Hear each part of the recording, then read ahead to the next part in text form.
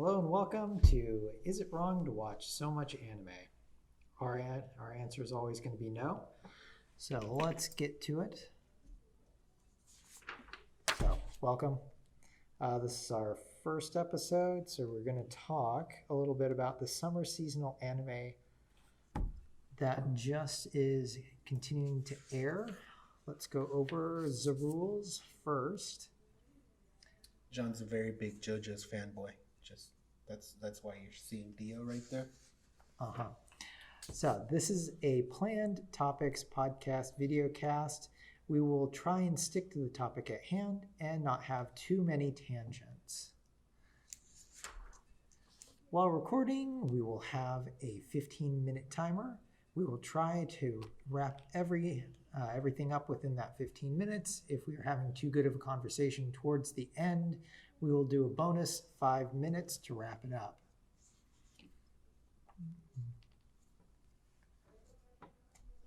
Wish I printed this with cardstock. I believe in you. There you go. There you go.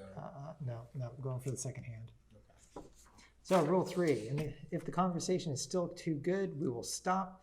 Then we will start recording an episode directly after for like a bonus overtime type dealy thing. So, also a warning, spoilers happen, oops, are bad. So if you don't want any spoilers whatsoever, well, you're probably going to have to watch a different show. All right, so the first topic is one that Jason and I have been watching this whole summer season, and it has been my teen romance comedy snafu climax. So this should be the 3rd season? Yes, the 3rd and final season, by the way. It's also very good, so if you haven't started watching it, it's on Crunchyroll. So one of the main ones for this season is that they are going to try and put on a prom. Mm-hmm. So prom in America. Oh wait, let me get the timer started so we're not going over. So prom in America is the usual thing that happens in high school. You've got juniors and seniors who have their final hurrah right before they get to leave and go on to college, work, or whatever else they're going to do with their lives. In Japan, not so much. You basically have like a senior celebration ceremony, and that's like it. Sometimes there's like a restaurant afterwards, sometimes there's not. It's decidedly less fun sounding than an actual prom. So you can see why they would want to pull this off. So one of the main characters, that one, Iroha, yes. Okay. She's basically trying to get a prom started now so that she can say, yay, thanks upperclassmen for helping me in all these things, but also so that later on she can have a prom too. Mm-hmm. What else? The next character would be this lovable lady over here. Her name is Yui. She is friends with the main character, Hachiman, and Yukinoshita. So her goal is just usually to help out her friends however they can to make sure that this prom is a success. Well, one of the things that happens, as you know, there's a love triangle and people are shipping like crazy.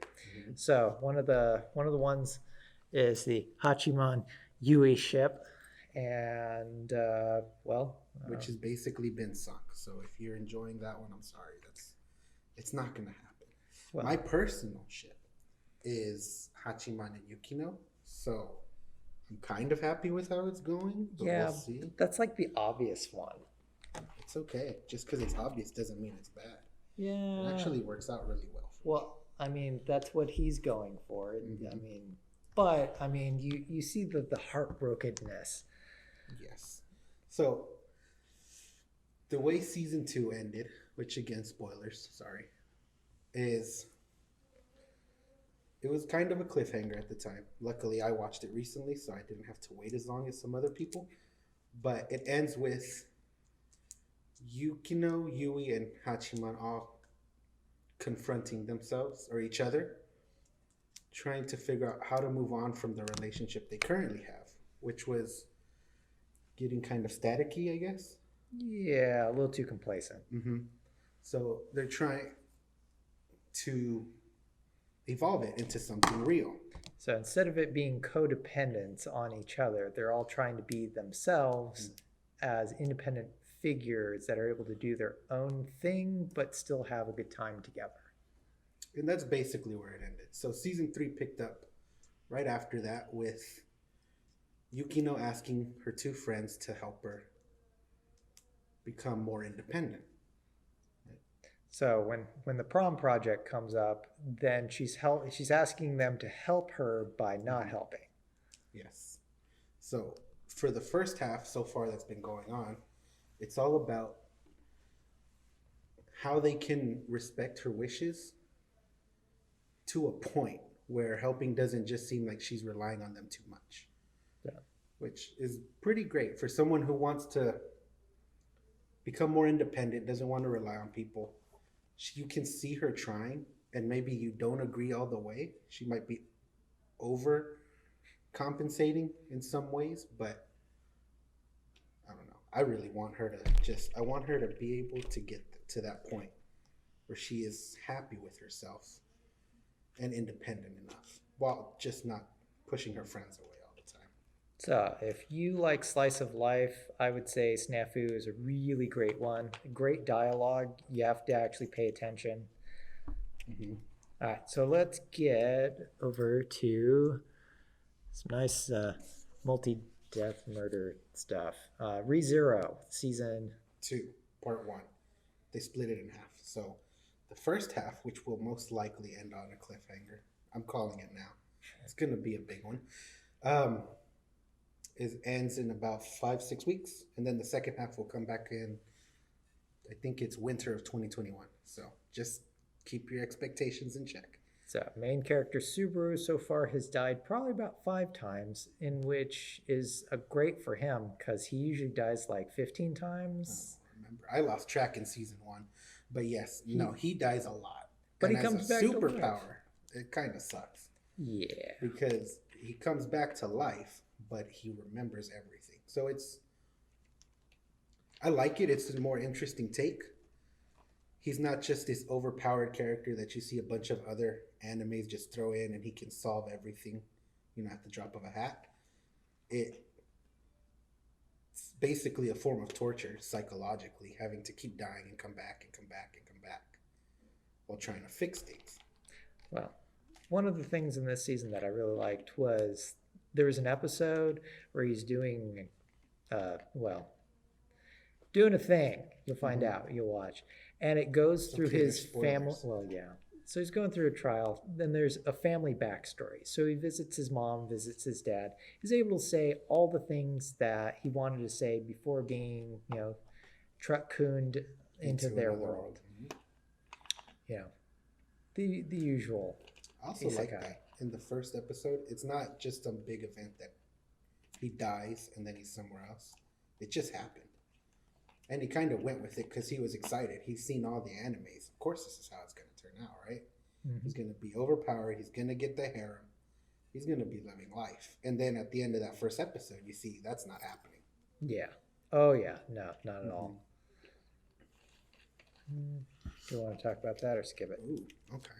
Well, I think this season is going to be focusing a little bit more on Amelia, which I'm okay with. And the main reason with that being is because, spoilers, who is Rem? If you saw the end of the director's cut, which came out right before season 2 is supposed to, they added a scene at the end, right after the end of the first season, where Subaru and Amelia are in a truck, in a carriage, I'm sorry, got me saying truck, in a carriage, talking about Subaru's confession to Amelia. And naturally, he brings up Rem. He's trying to tell Amelia that Rem also confessed to me, that she loves me the way I love you, yada, yada. And it ends with Amelia asking, who is Rem? And this has been a meme since the first season came out. But as soon as I saw that, I almost physically threw my iPad away because I was like, dang it! Why? And as the first episode of the second season wastes no time telling you, she got attacked by other witch cultists. So now Rem's out of the game, and Subaru tries the one thing he can do to, Be annoying. that's the other thing. He tries to go back in time using his return by death. And it doesn't work. Not in the way he would want to, anyways. Because he does go back in time. That works out fine. Unfortunately, his save point moved ahead, and now he's stuck with a comatose Rem who nobody but himself remembers. And I say and a lot, I gotta stop. But I'm okay with it because it shows that not everything can be fixed with his return by death. He can't just keep dying and going back, because apparently that was a big, or not as big a, was a criticism, because he can just fix anything. And the first episode showed you that he can't. Whatever force that gave him that ability has just shown that they don't care about anything but Subaru making it. Because otherwise he could have just saved Rim. All right, so moving on.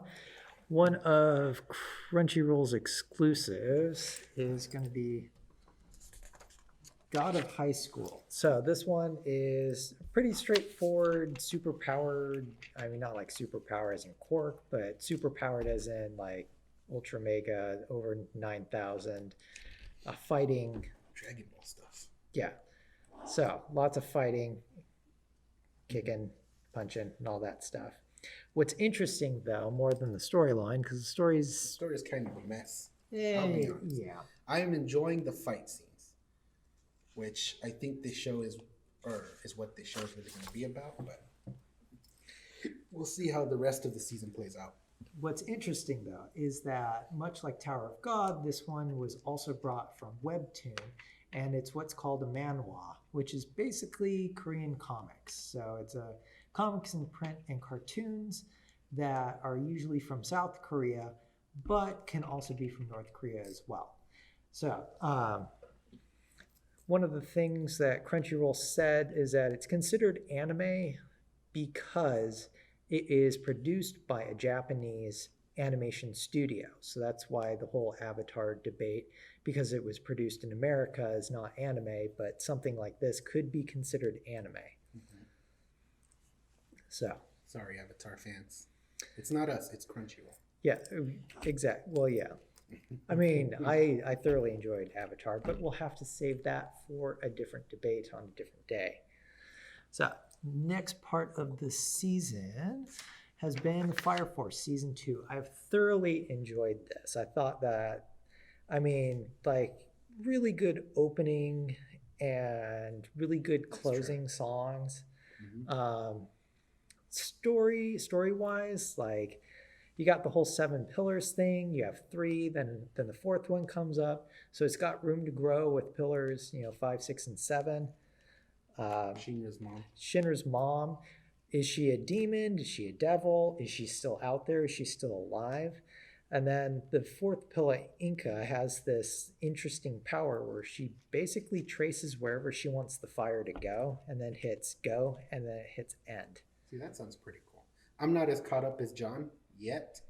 I will get there, but I will say the first season had some kinks, but other than that, it was really good. The fight scenes were pretty cool. I like the use of fire powers, and I'm expecting that from season 2. They traveled across the sea to the Chinese peninsula, or at least that's what they called it, because it's like the Tokyo Empire and the Chinese peninsula. Yeah, it's not a one-to-one thing of our world, so. Yeah, so they're across the ocean, they're investigating. Yeah, I feel like they're really going to start to fill out some of the broader story instead of the narrow only Shinra's story, so that we can figure out more about this world. Yeah, a lot of these shows are built on not after your main character, the supporting cast, and they have a really good supporting cast. So, all right, I'm looking forward to it. Another one that I've been really enjoying has been Opere Ranman, and this one is like crazy inventor gets kicked out of his family. So what does he do? He travels across the ocean with his samurai protector, and now is going through. They're doing like a cross-country race type thing, right? Yeah, it's super crazy race with all these different other characters.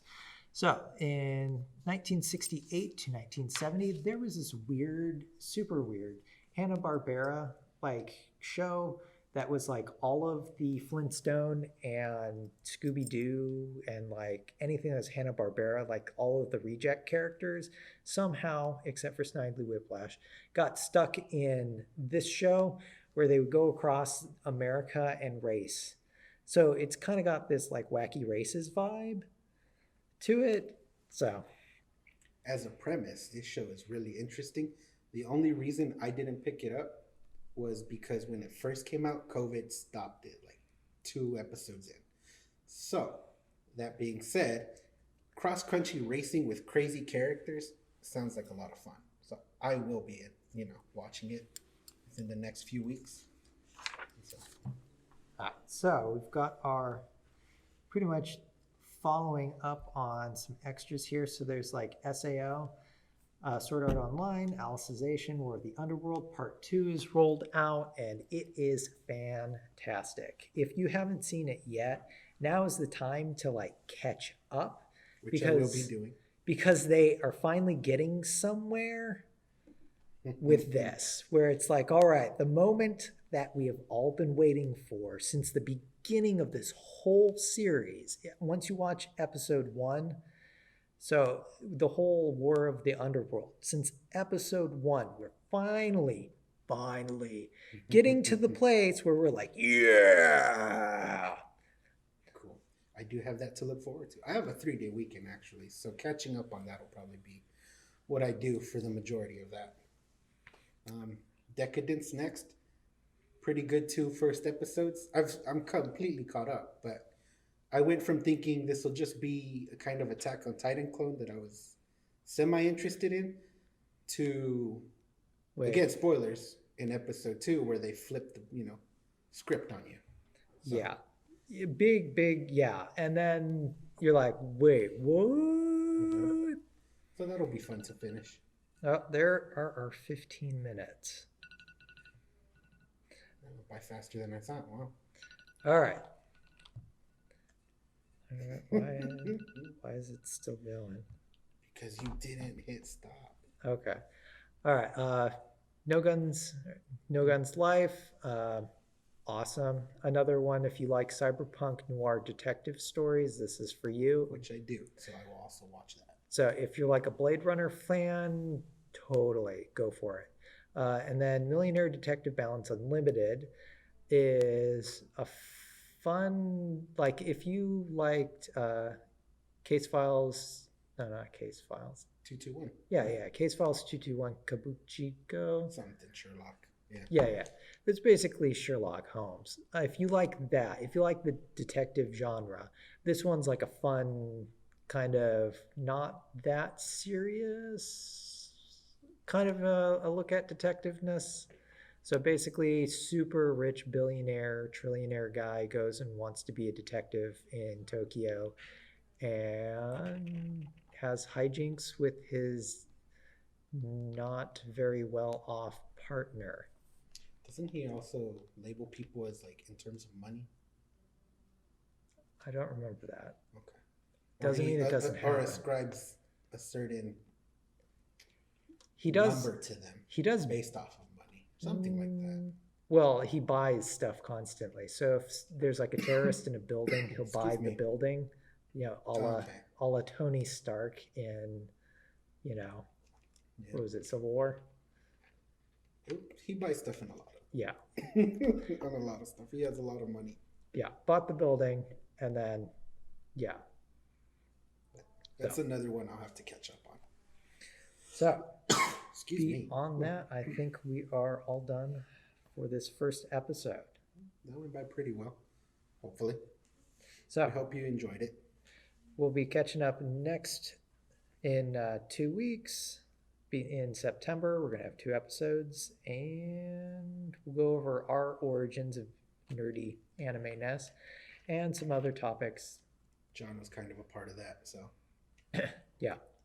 So, until next time.